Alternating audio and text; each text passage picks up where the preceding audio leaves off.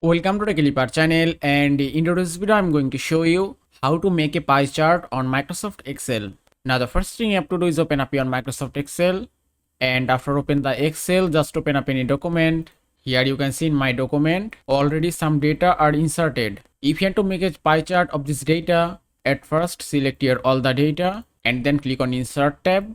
Now here you can see charts option. Here you can find so many option, and here you can see pie chart. Then just click here. You can see two option, 2D pie and 3D pie. Now I just select 2D pie, and that's it. You can see the pie chart has been made successfully. Here you can see the category, student name A, B, C, D, E, and here is the number part. Now if you want to change your pie chart style, you have to just select the chart, and here you can see chart design tab. Then just click here, and that's it. Now here you can see so many design, and you can choose any chart style as you like. If you want to see the number percentage on this pie chart, just select it, and that's it.